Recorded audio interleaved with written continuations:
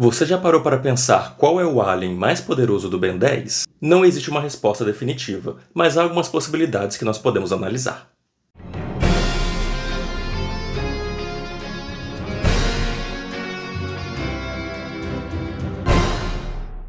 Antes de tudo, é interessante a gente analisar a origem desse conceito. Os Supremos são as formas evoluídas de alguns alienígenas encontrados no Super Omnitrix. Alguns deles mudam completamente a aparência física, enquanto alguns outros só mudam alguns detalhes menores.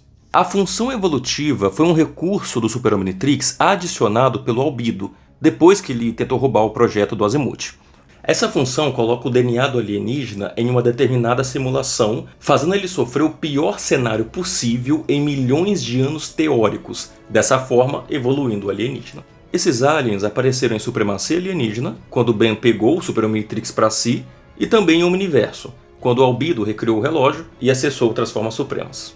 Mas a pergunta desse vídeo é: qual é o Supremo mais forte? Para responder isso, nós precisamos analisar alguns feitos realizados na série e também alguns conceitos teóricos. Primeiro eu já vou eliminar o mais fraco de todos eles na minha opinião, o Besta Supremo, que em 1 milhão de anos não mudou quase nada da versão original. A cor vermelha dele é legal, os espinhos também. Eu acredito que sejam para um critério defensivo de sua espécie, e o ferrão na ponta da cauda, obviamente, é para ataques, mas a maior diferença é a capacidade de falar. Eu acredito que o desenvolvimento de cordas vocais se deve a uma necessidade de melhoria no convívio dos grupos, uma organização mais inteligente, formando grupos rivais e aliados. A fala, nesse caso, poderia servir tanto para a formação de uma sociedade mais desenvolvida e até para estratégias mais formidáveis de guerra. Muito bom, mas não bastante. Iguana Ártica Supremo ganhou melhorias, mas também perdeu habilidades que a forma original dele possui. Em vários episódios de Omniverse, o Iguana Ártica pula, escorrega, desliza e usa o sopro de gelo como propulsor, mas a forma suprema dele parece ter perdido essas habilidades. As pernas ficaram pequenas e o corpo mais pesado, talvez pelo costume de se locomoverem deslizando pelo gelo, o que é muito mais rápido do que correr. E os canhões nas costas dele aumentaram a capacidade de disparo de gelo e possivelmente também a capacidade de construção de estruturas de gelo. Se formos levar em conta a inteligência dessa espécie, eu acredito que a forma evoluída dele seja uma espécie de líder de uma classe dominante entre os demais. Os líderes, que no caso construiriam grandes palácios ou cavernas de gelo, e se tornaram mais robustos e fortes para que vencessem disputas por território e capacidade reprodutiva, talvez. Rat Supremo. Eu nunca gostei muito desse alien. Se formos comparar com os felinos da Terra, a espécie do Rat deve ser dividida como os leopardos das neves e os tigres das florestas. O planeta deles é um ambiente selvagem, e se ele é uma raça inteligente a ponto até de usar roupas, eu imagino que deva haver uma grande hierarquização na sociedade. A forma evoluída possuir 2 garras e a pelagem branca me parece uma adaptação para ambientes frios, voltado para a camuflagem, mantendo a brutalidade para brigas. Descartável, na minha opinião. A espécie do bala de canhão foi extinta por um carrapato gigante. No desenho clássico, o Ben consegue vencer essa criatura usando bala de canhão, mas os pelarotas, no geral, não conseguem, porque eles são uma espécie pacífica. Eles literalmente só ficam rolando por aí, tadinhos.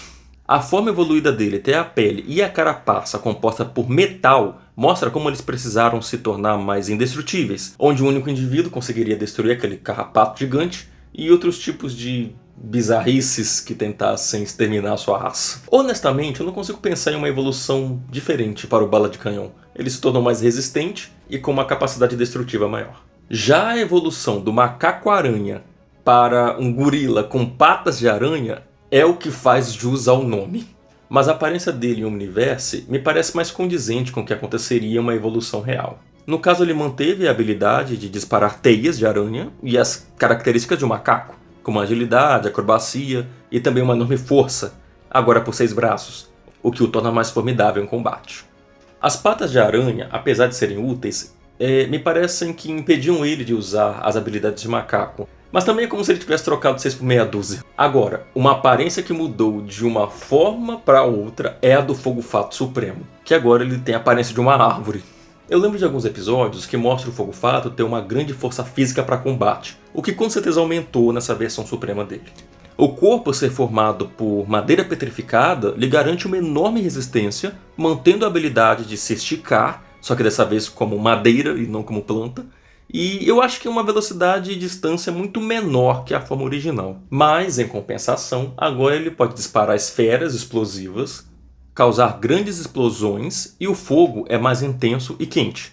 Eu gosto muito do Fogo Fato Supremo pelo design dele, mas se formos comparar, eu acho que não houve uma grande evolução de capacidades e poderes comparado com a versão original. O Friagem já era um dos melhores aliens do Ben 10, e a forma suprema dele, pra mim, se tornou uma das mais estilosas. O planeta e a espécie do Friagem é separado em dois ambientes hostis, o frio intenso e o calor intenso, praticamente inabitável.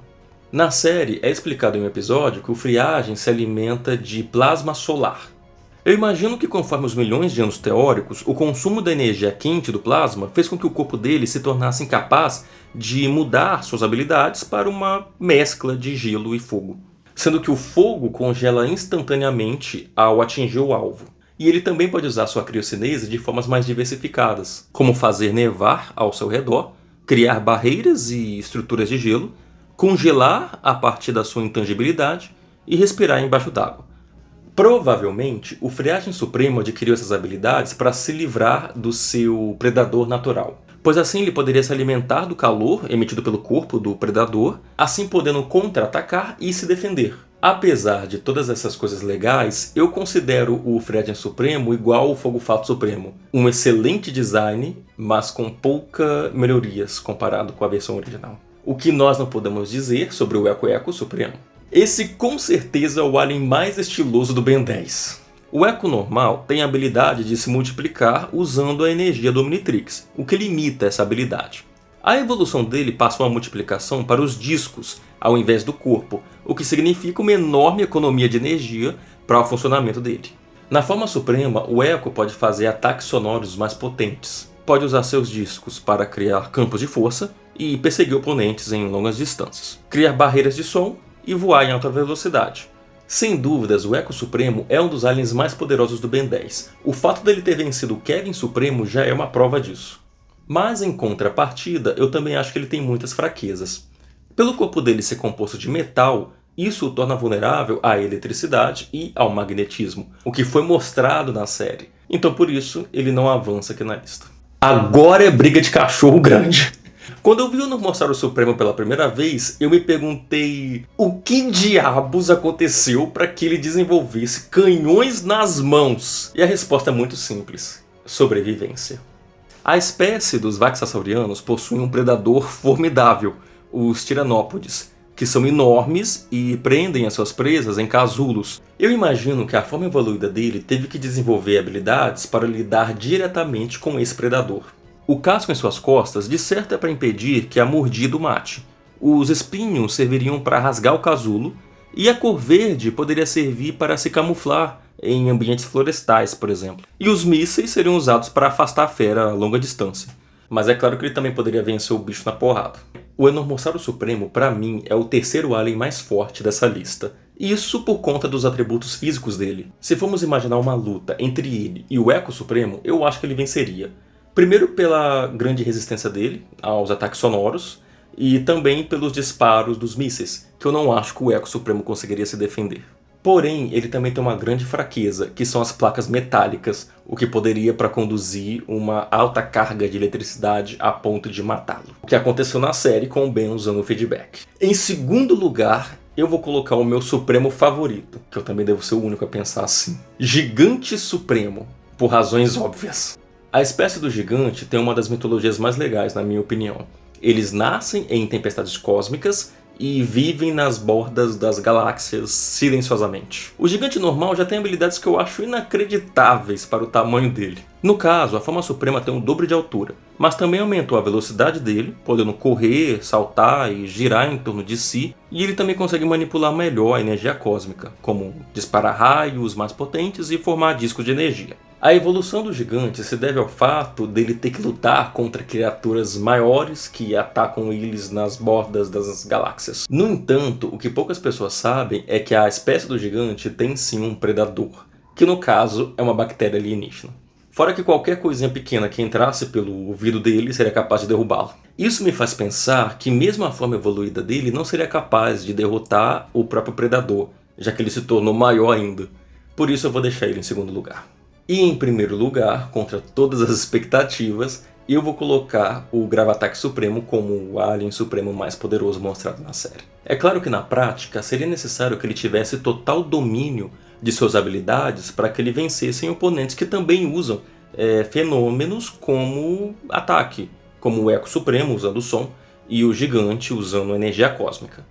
Mas se levar em conta que a gravidade é uma força fundamental que exerce domínio sobre a energia e também a matéria, eu considero que ele seria capaz de se defender de qualquer ataque vindo desses dois oponentes, por exemplo. Além de que, em teoria, ele seria capaz de manipular um corpo tão massivo como o Gigante Supremo. E usar os seus planetoides para auxiliar no combate, já que eles também possuem manipulação de gravidade. Em um episódio, foi mostrado que o Gravataque normal pode concentrar a sua gravidade a um ponto específico ao ponto de criar um buraco negro. E se em teoria a forma suprema dele tem total controle sobre a gravidade, ele poderia criar não apenas um buraco negro, como também um quasar, que é um dos fenômenos mais poderosos do universo. No caso, ele seria capaz de criar dois fenômenos cósmicos, o buraco negro, que alimentaria o quasar a ponto de criar uma massa cósmica colossal de luz e de outros tipos de radiação. Mas, novamente, isso tudo se ele tivesse controle total sobre as habilidades de gravidade. O que seria lógico que ele tivesse. Porém, entretanto e todavia, nem isso faz com que eu considere o Gravataque Supremo o alien mais poderoso do Omnitrix. Eu colocaria ele em terceiro lugar, atrás de outros dois oponentes muito interessantes no ranking de poder. Mas esse assunto eu vou deixar para outro vídeo. Se você gostou desse vídeo, lembre-se de deixar um like e de se inscrever no canal. Valeu e tchau, tchau.